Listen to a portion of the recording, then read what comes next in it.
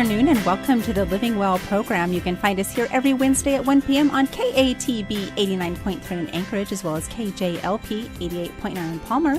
You can also listen live online at katb.org.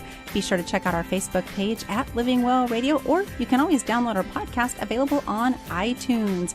We appreciate you joining us for this Wednesday's show. We're excited about it as usual. We just love this opportunity to share with people about ministries that a lot of people may not hear about or get plugged into or be able to be blessed by or serve within because they just simply don't know. And so we at Living Well, we like to bring that to light and bring great people like you guys into the studio.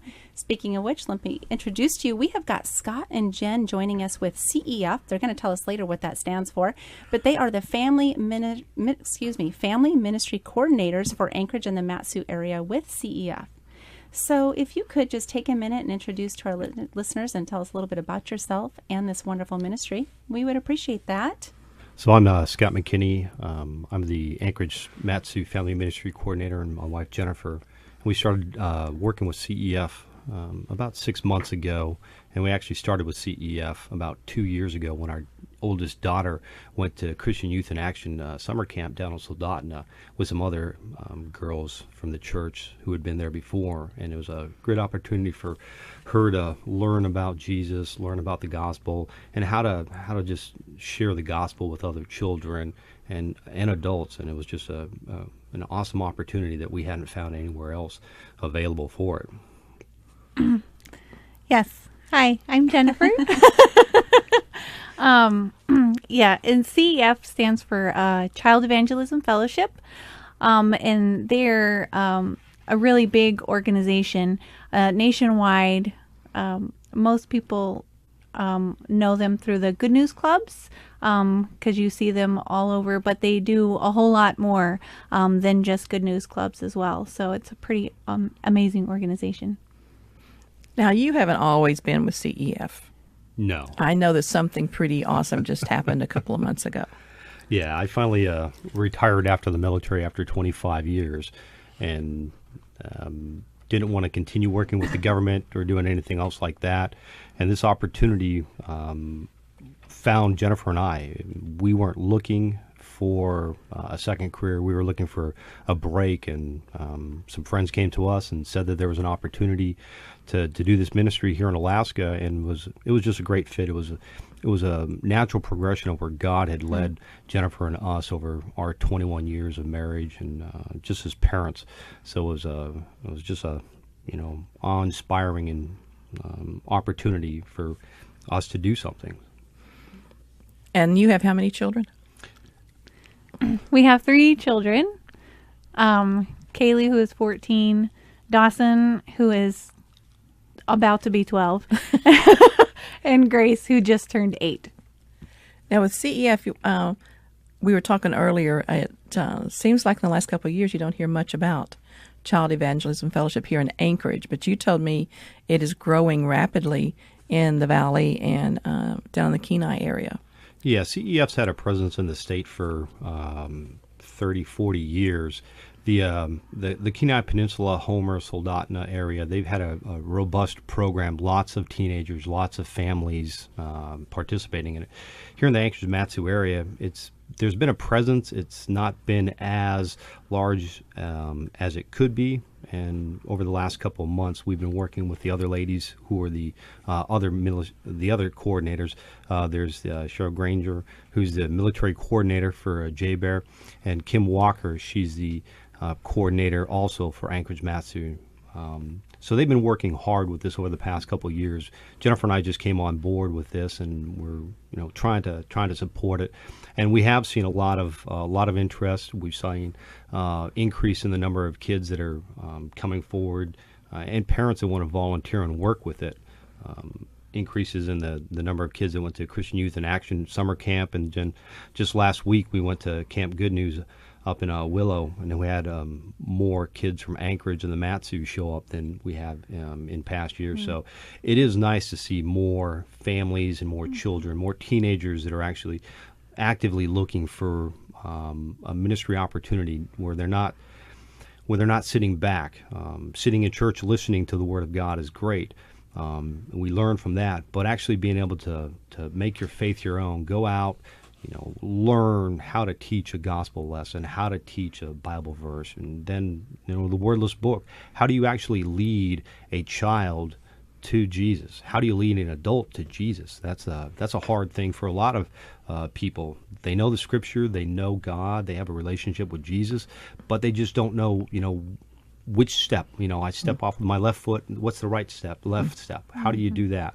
And the wordless book is a great tool. It teaches you through the gold page, through the dark page, all the different pages in it, how those steps go. And it's, our daughter has led several children to Christ through it, and it's amazing to see a 14-year-old who is so strong in her faith and knows what she's talking about, knows the gospel, knows the Bible, that she can convey that to another young child, and that young child can actually understand the significance of developing a relationship with Jesus and accepting him into their hearts, having a relationship, so that when they die they go to heaven and they're not separated from God because of sin.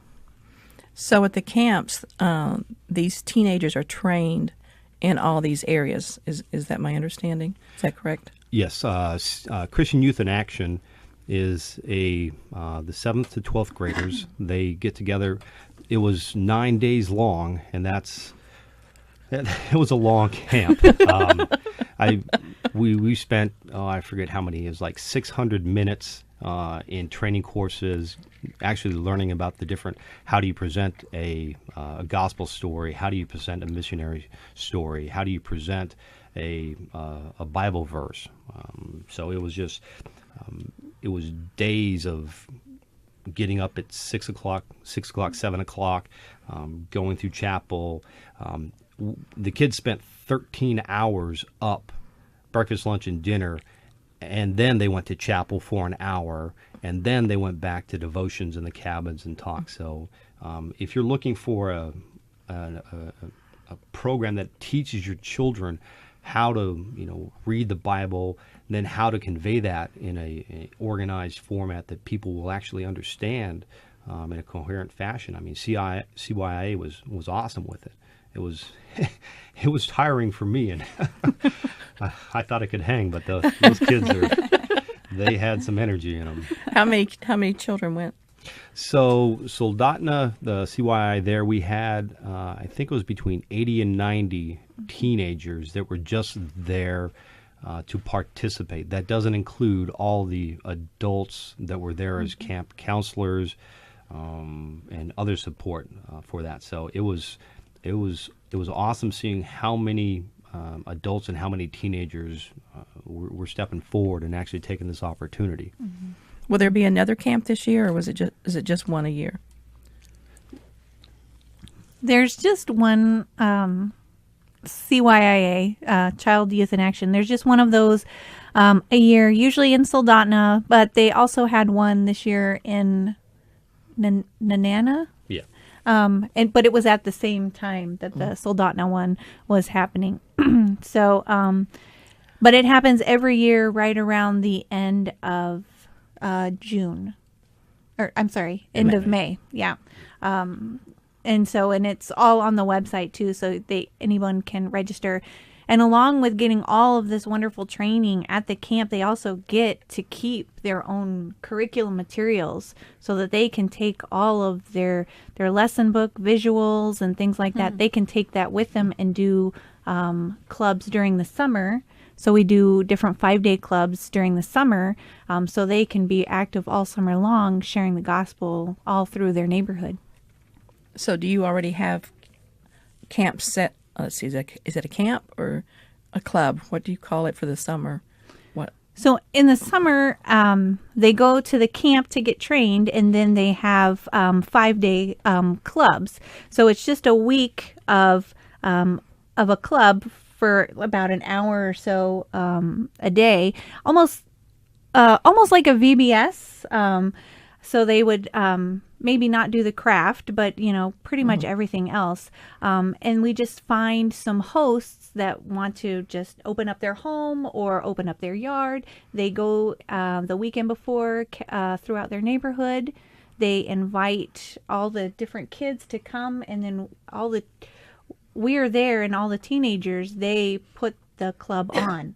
So they do all the lessons, all the songs, all the verses, and they pretty much run the show. And they do an amazing job. It's quite amazing to see these teenagers at work. Yeah, and one of the nice things about this is most of the ministries we're used to is the adults are the ones leading. They're leading the Bible stories. They're leading the devotions. And Child Evangelism Fellowship here in Alaska is kind of different than the lower 48. Here, we're focusing on the adults discipling to the teenagers, and then the teenagers evangelizing the younger children. Because if if you sit and you go to church every Sunday morning and evening and Wednesday night, participate in Awanas and all the other programs there, that's great. You're hearing all of this. But when you actually get these teenagers that they learn how to do all this, and now they're the ones leading these good news clubs and 5-day clubs. They're the ones putting the stories, putting the materials together, organizing it, and then they've got to practice, and then they've got to get up. They've got to tell the Bible story. They've got to tell the kids, what does this Bible verse actually mean? Because, there's a meaning behind God's words. It's all holy and it's all sacred and it's all there. And for somebody who doesn't understand or who hasn't had a relationship with Jesus, it can be very confusing. And so when you have a teenager who is, closer to these younger children in age, they think a little more alike. They have some experience with the adults and understanding as we teach them about the Bible stories and the missionary stories and the verses, and then they take that and they are able to talk to the younger children about what it means. So those younger kids, they associate, they can understand the teenagers sometimes better than they can from us more mature adults. Well, because I think that the younger children think that teenagers are cool, Yes. Right. quote unquote. And so they're already looking up to them. It's different than having an adult come in. They're kind of more of a parental figure. Like, that's great for wisdom, but for relatability and the I want to follow your example factor, that really comes with the closer age group. And I love that visual. I think of a body of water can become so stagnant if it doesn't have the fresh water flowing in, but then also an outlet is important. And I think it's a common conversation in church as a whole where we talk about, we want our teenagers to step up. We want them to be leading, but yet we're not giving them that opportunity. Right. And maybe some would say that they are, but are we really? From the essence of, hey, you know what? I think you could handle children's church for, whatever. I just that's awesome. They need that opportunity to exercise what we've taught them. Absolutely. And that outlet is the purpose of what we do with CEF. It's not for kids to sit and listen. It's for them to get involved. And the opportunities where they can go from there.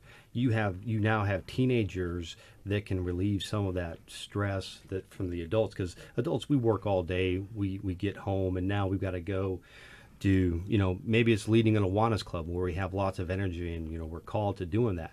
But these kids, they haven't been, 9 to 5 job, having to clean, cook, and do everything else that we do as adults.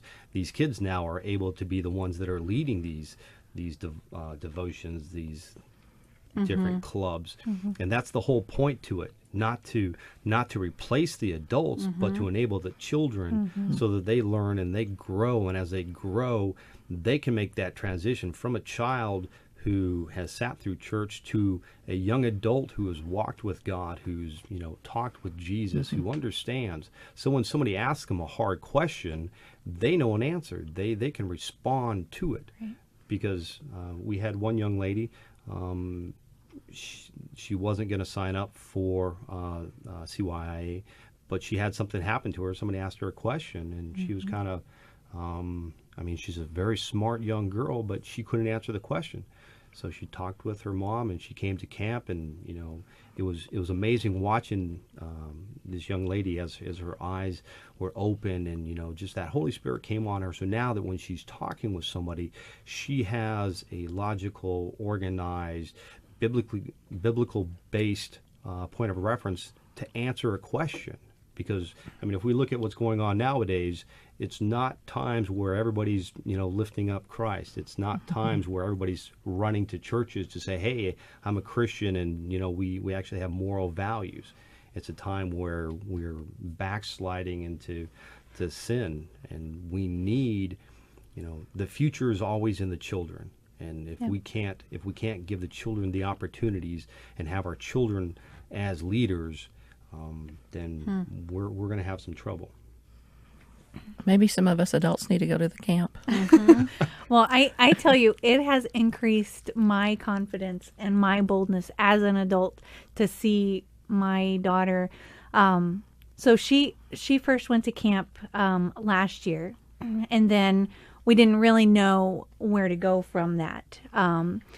We didn't know any other opportunities available for her to use these new wonderful skills that she had. And it wasn't until the middle of the school year, actually about January, we found a Good News Club on post that we could get involved with and help with. And so we went in and we just sat down and we kind of observed. And it was her and one of her friends. And it was great. It was fantastic. And it was run by adults, and it was fine. And the woman who was running it was actually Sherilyn, who is our ministry coordinator. She was their camp leader as well, so they knew her.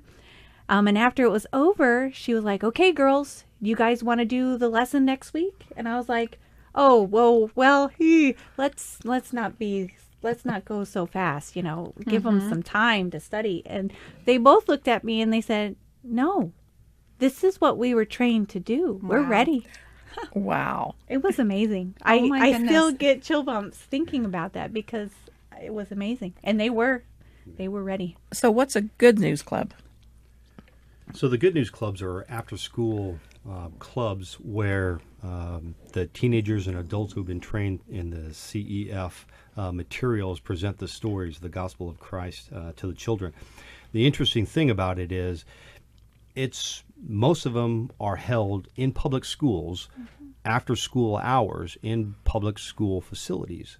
So the kids who may not have the opportunity to go to church, the parents allow them to stay after, and then they get to hear the gospel of Christ, and they get to have interactions with other adults and other kids that are taught, obey your parents, honor thy parents, don't lie, don't steal, great foundational biblical principles. Right. And the great thing about CEF is, as a trailblazer, CEF actually had a case that went to the U.S. Supreme Court, and the U.S. Supreme Court ruled that every single school district in this nation must allow CEF in their after-school activities. That's the U.S. Supreme Court, so there's no appeals on that. If they allow any after-school activities from any organization, they must allow CEF. Now, there are a lot of people that may not like that, but, that's the great thing about our country. We can disagree politely, and we still want to do what's best for the kids. So it's for those individuals out there that are thinking, well, this is a great program, but it's never going to go anywhere. The door's been held open. It's there. It's great for the young adults, the kids, and their families to get there, because it's a family ministry thing.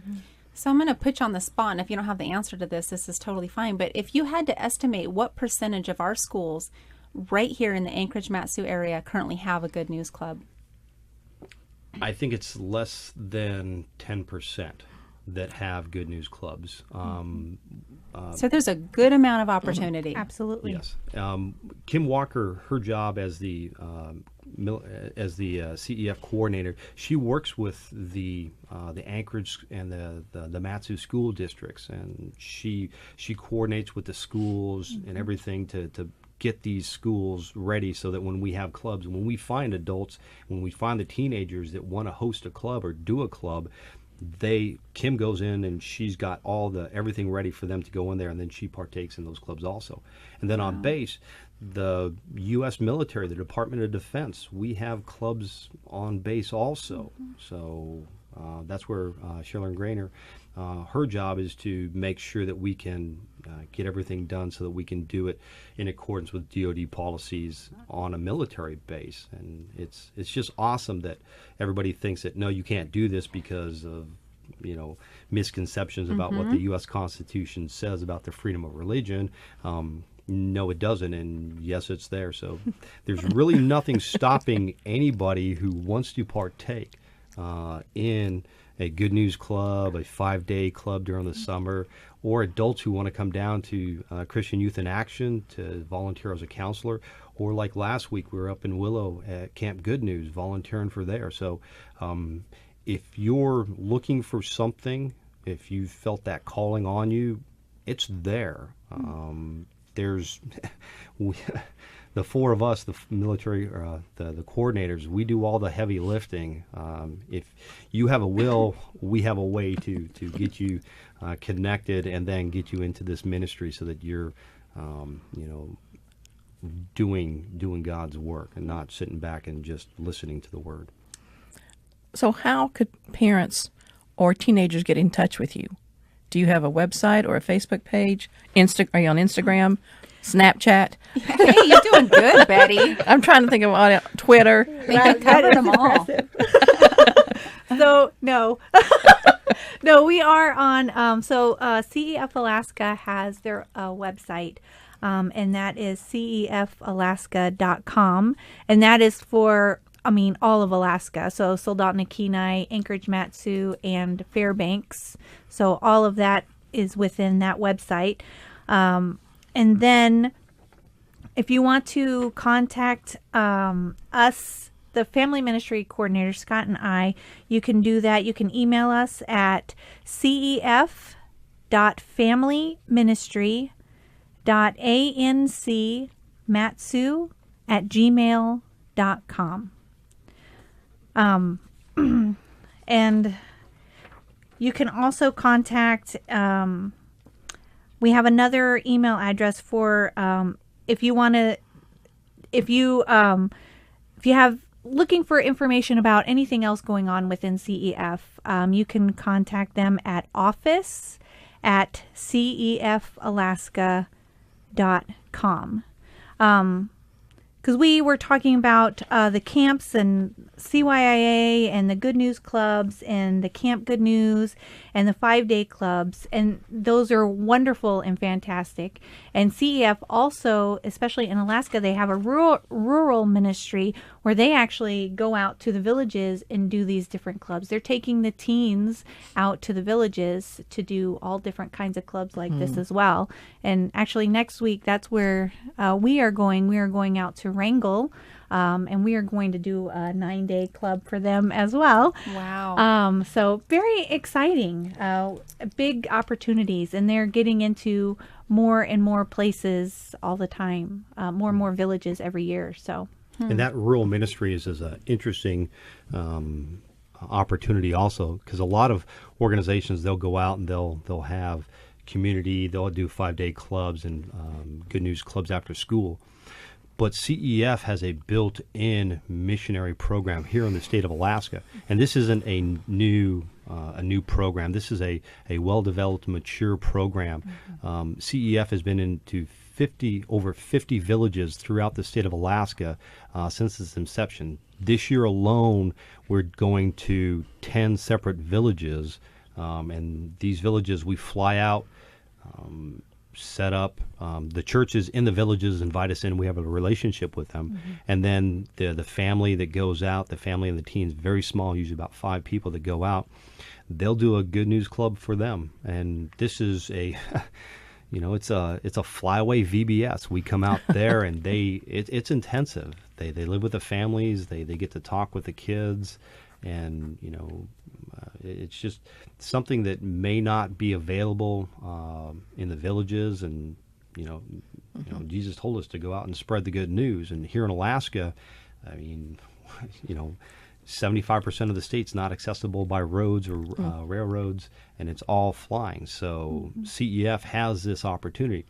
And the really unique thing about CEF that, we didn't discuss at the start is all these missions and all the support and the parents and everything that are part of this. This isn't a CEF of this church, CEF of that church, CEF of this group. CEF is a support organization that, if a church wants to come in and partner with Child Evangelism Fellowship, then CEF has publications. They have, professional stories, everything that's refreshed every couple years that they give to the kids. It's easy to get a hold of and then to do your VBS stories there. So CEF is interdenominational. It's not non-denominational. And there's a statement of faith that anybody who wants to participate in, they can go on the website, see what does CEF stand for. Then you go in. So you partake in you get trained in CYIA, and then do a Good News Club or a 5-day club during the summer of VBS. And then you want to do more. Well, the awesome opportunities is it's the built-in missionary work that we've already got the relationships throughout the villages in Alaska. We would do more if we had more people that wanted to go out. And that's just awesome when now you have adults that are doing missionary work, but now we're also taking the children on missionary opportunities. And the rest of the world needs missionaries out there. But Alaska, this is our home. And, more often than not, we don't even know our neighbors anymore. Right. So now we're able to go and evangelize the children in our own state. Well, and what I think is neat about this opportunity for our young people is that whether or not they're looking to pursue missions or some other type of, being a business owner or whatever capacity they see the future of their career in, what a great stepping stone to build leadership skills in their faith and grow that way. And then what I love is that, like you said, Scott, is this is all in our backyard. Right. There is so many missions opportunities to take our kids to other countries, and all of that is wonderful. But what I love about your program and this organization is it not only has the training, but also has the outlet locally. And so it's just pouring forth our young people right back into their own community.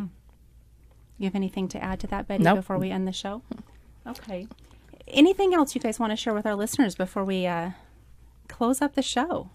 Maybe just one more time. Do you have a Facebook page or no? CEF has a Facebook page for all of Alaska. I believe it's CEF Alaska. If you just search for that on Facebook, then you can find that. Okay. And we'll post some of the emails and things that you provided and the links to the websites and get people in touch with you. We really appreciate what you guys are doing, and just, again, pouring your family into this ministry, and I think it's an awesome thing you're doing. Did you have anything else you wanted to say? No, I just... We asked him and they didn't give him time, huh? Leave it to women.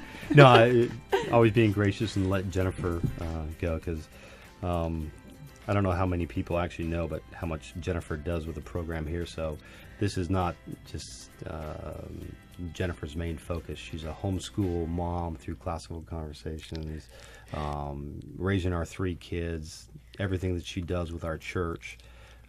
So she's, anybody who ever thinks that, stay-at-home moms is an easy job.